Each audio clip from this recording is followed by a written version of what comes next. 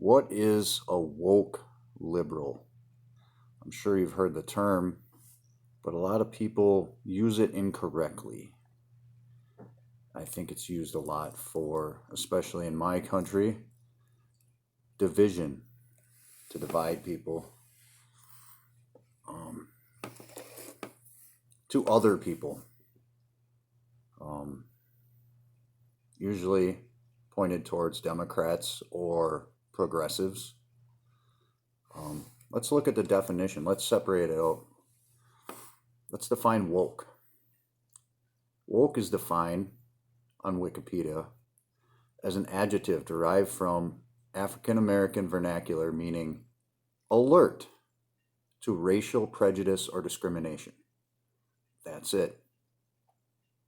Does that sound like a bad thing? To know that there's racial prejudice and discrimination? I don't think so. I would consider myself woke then. And I don't think it's a bad thing. I don't want to walk around being asleep, being distracted. I want to know what's really going on. I don't want to pretend like there's not racial injustice in this country. Liberal. Let's define liberal. Wikipedia says liberal is a supporter of socially progressive policies. I would say that I'm a supporter of progressive policies. In fact, I'd go further than that and I would say I'm a leftist, which is more progressive than a liberal. When I hear the word liberal, I think of Joe Biden, which is more like a centrist. The old, like a 90s conservative. The Overton window has shifted to the right in this country because of the far right. Sorry about that, I'm getting messages while I'm doing this.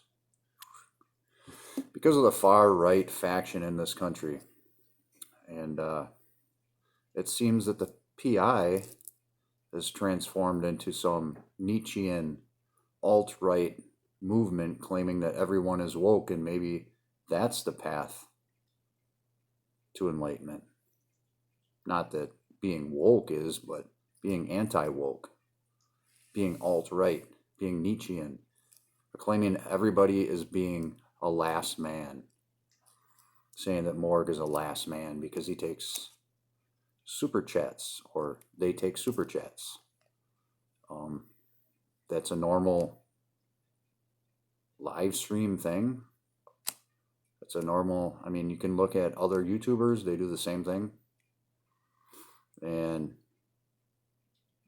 from what I've seen, YouTube kind of pushes the live streams and they push the monetizing because they're a business. And we would like to be a meritocracy someday, but right now this is a capitalist country. And if you're going to be a YouTuber full time, you need to have some kind of income. It's just the way it is. And listen to me when I say I'm not in love with Morg or brainwashed. I'm just a progressive person who knows this culture war bullshit has got to come to an end. It's just a distraction tool used by the old world order to separate us and to other us. And that's against everything that I'm about. So let me just read you this quote. Online Illuminism is dead. RIP. We do not have any associations with any Facebook pages, and we do not, in fact, use Facebook at all. There used to be a scene referred to as online Illuminism. No scene now exists. This is a quote from the book Base Reality by Dr. Thomas Stark. There's your quote and their copyright to give him credit for what he's saying, because apparently that's very important to the PI. So there you go. And I had an interaction with Wrath recently about his video. I made a comment saying that it was a very is a more respectable video than what they've been putting out.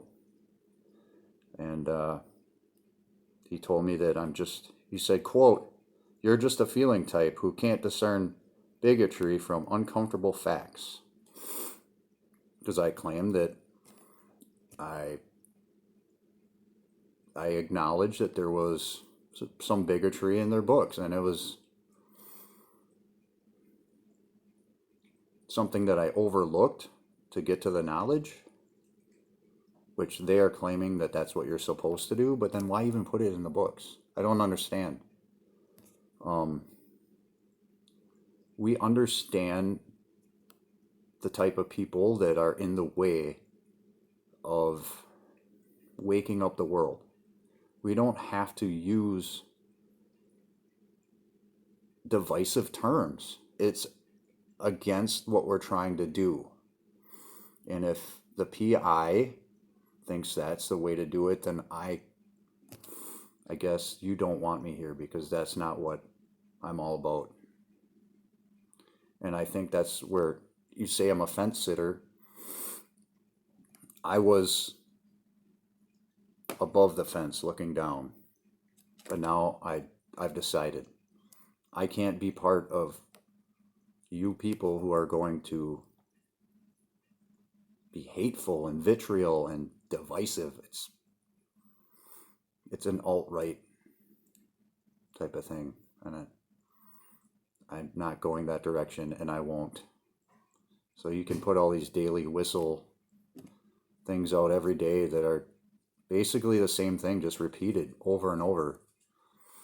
And I have a point that I'm trying to get across, and every time I mention it in a comment, people tell me that I'm not getting it, but you're not understanding where I'm going.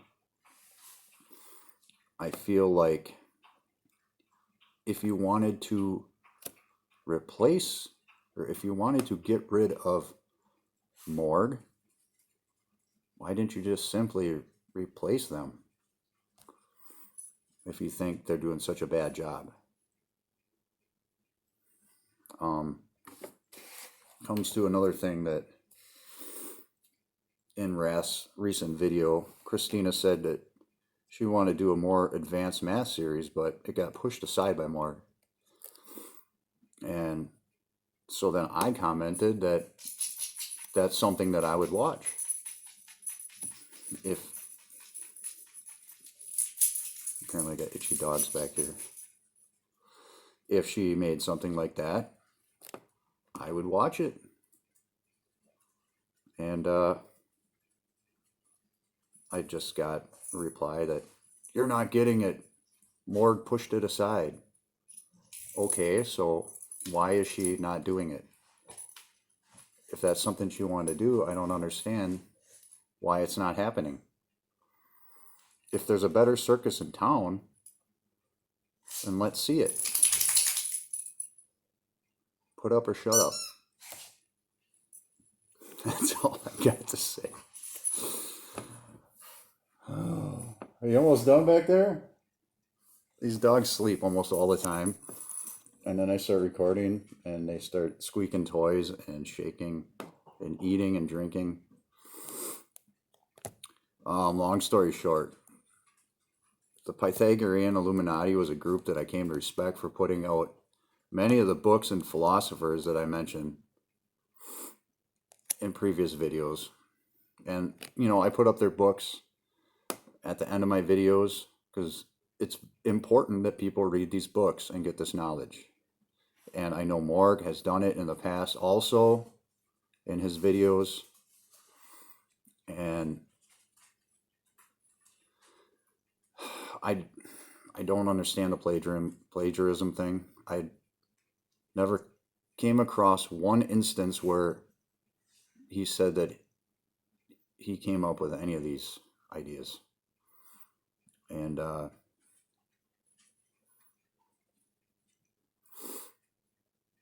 I'm being forced to make a choice, and I can't choose to be with a divisive group. So It seems like the group currently in charge of the PI would like to remain a secret society, feeling superior and not doing anything they can to spread the knowledge of enlightenment. And I think Hyperionism will continue, and I really don't see how it wouldn't. And we're going to wake up the world one way or another. My name is Andy. This is Exploring the Holos. Ad Astra, my friends. Hey, wait, one more thing. Yeah, Wrath just called me. He said that I'm just a feeling type who can't discern bigotry from uncomfortable facts. Really? By the way, I named this channel Exploring the Holos because I intended it to be a traveling channel. I never intended on having to sit here and talk. I never been good with talking. I feel like I'm up on a stage in front of the whole class.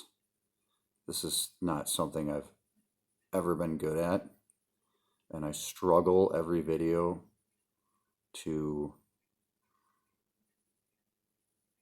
speak faster, more clearly, and it's difficult trying to not say too much, just get my thoughts out there.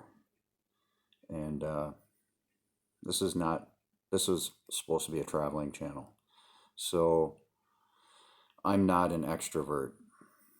The whole YouTube thing was a way of me integrating my mirror self. If you know, Wrath should know about this stuff, right? I am an introvert, and when I can do extroverted things, I feel like it helps me integrate, makes me a more well-rounded person. I used to do karaoke, and it was great. It was the most liberating thing. It was really hard at first. I had to drink a lot to do it, but then it got to the point where I didn't have to drink at all to do it. And then when it stopped because of the pandemic, it was really hard on me. Still, man, I miss it a lot, and the places that we used to go to do it just don't do it anymore. And it's a shame. And a lot of the people that we used to do it with passed away, and we're never going to see those friends again, and it hurts. So yeah, I do have feelings, but I'm not an extrovert by any means. Trying to get over that. So this is Andy. This is Exploring the Holos again. Have a happy new year. Have a happy end of shadow season. You'll probably be seeing this after the new year begins. So, ad astra, my friends.